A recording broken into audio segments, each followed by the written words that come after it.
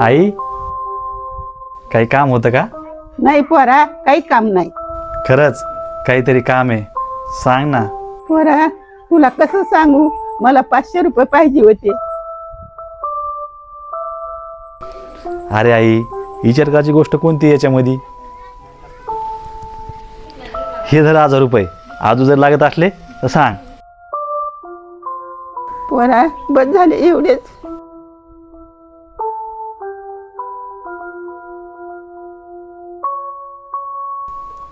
अरे कल्पना, आई नुसते 500 रुपये मागण्यासाठी किती विचार करू लागली. ते आज पैशामुळे नाही, ते आज इतक्या मजबूर आहेत की त्यांना आज मुलाला सुद्धा पैसे मागायला लागा लागलेत.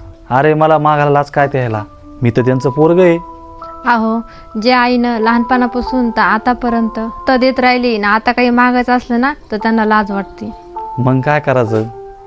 काहीतरी करावं लागन की, कारण की त्यांच्या पैसे स्वतःचे पैसे असतील, कारण की ते पैसे त्यांना मनानं खर्चले पाहिजे, जसे आपले दादा खर्चित होते ना तसे.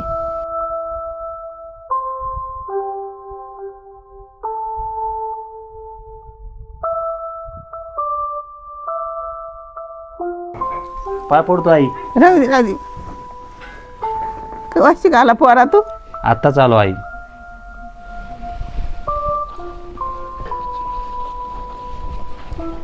आई, हे धर 1 लाख रुपये. 1 लाख रुपये? पण पोरा, मला काऊन द्यावा लागला? अरे आई, आपल्या दादांनी नाही का तुझ्या नावावर बॉन्ड करून ठेवला होता. अरे आई, तू बी विसरली होती आणि मी बी विसरलो होतो. त्याची आता मुदत संपली होती म्हणून काढून आणून तुला देऊ लागलो. पण पोरा, एवढ्या पैशाचं करू तरी काय?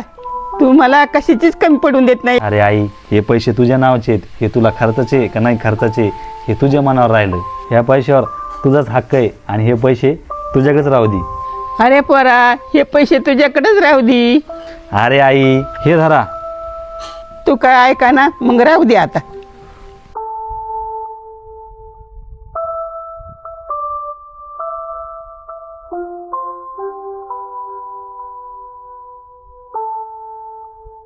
फिर से सजाए बिखरे अपने सपने